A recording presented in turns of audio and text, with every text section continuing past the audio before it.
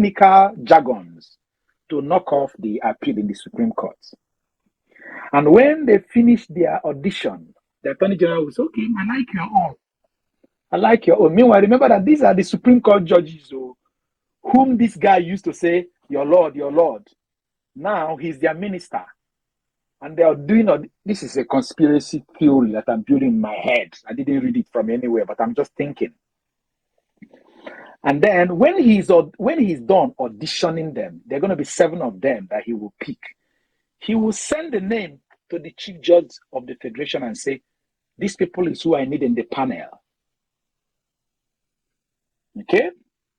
And then when they come to the panel, they will now pull what they have already auditioned before their honorable minister and use it to block off Peter Obi and to block off Atiku Abubakar.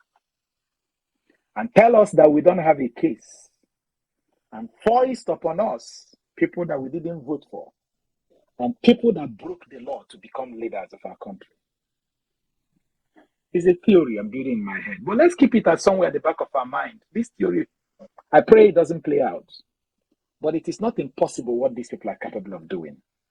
Because they know that if they touch any of the evidence that has been presented to them, it smells that there is no way they can touch it without indicting their man. Yeah, Doc, I have a question. My question is, what if they avoid touching this topic at all? Because it appears that was what played out at the tribunal. It appears they didn't even say anything, because I can't remember hearing anything as regards to this forgery or submitting a wrong certificate. I didn't hear anything from the tribunal. I don't know if they said anything. Please, if you have any information about that. So assuming that the tribunal judges just intentionally decide to avoid touching it and then getting to the Supreme Court does the same thing. They just like skip this particular topic now and then give their verdict, because their verdict is going to be final. Nobody can appeal it. If you listen to what I was just saying now, you will notice that's what I was building into. When I say that now, the Supreme Court judges who wants to be in the good book of the government are privately, theoretically, auditioning the Attorney General, whom you know was yesterday the lawyer to the respondent, will now audition them to know amongst them how many of them that have more technical jargons that they will use to knock off this case.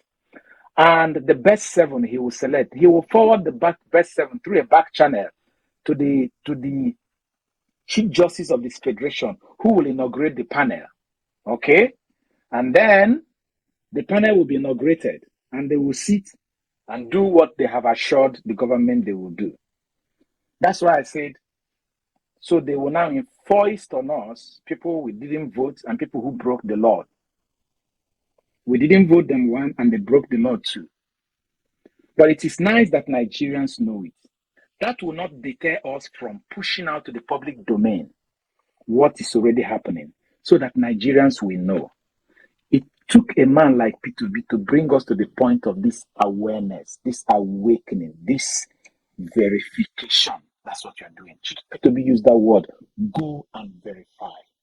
We have been verifying and we have found out the rots in our system that our granddaddies and daddies we are looking up to, that they are dirtier than we can imagine. Many of them, not all of them.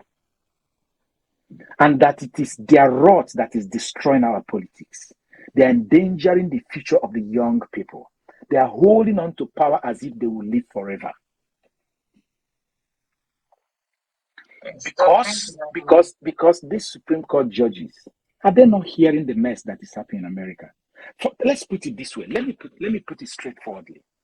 See what the appeal court judges did. Subpoena, I keep saying it here, people need to understand it. A subpoena must be signed by a judge. And you cannot take the subpoena that is signed, like in that hearing, by another judge to another court. It is that court that is sitting, that judge that is sitting, that will sign it and say, I am handling a case. And one of the counsels in my case, in the case I am handling, says that you have something that will help his case. And because we believe in the principle of equity, fair judgment. I am using my authority as a judge to command you to bring this particular piece of information that you have, which a petitioner or a respondent in the case that I am handling says that he or she needs. That is what a subpoena means. Meaning that the person you're mandating to bring that might actually not be willing. He's only doing it because if he doesn't do it, he breaks the law.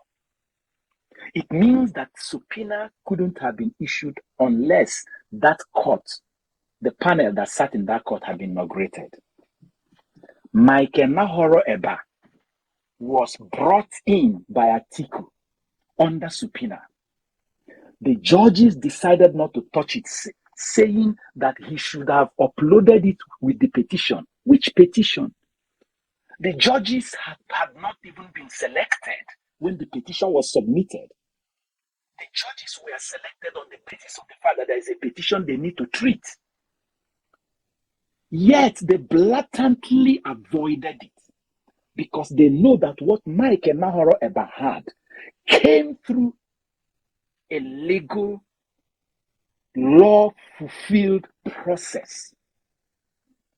And yet they looked at the law in the face, turned it upside down, and knocked it out. And the likes of Robert Clark, a man that something tells me is either in his late 70s or 80s, or even in the early 90s, sat down with a national television and did not mention that. You see why I'm blaming the elders?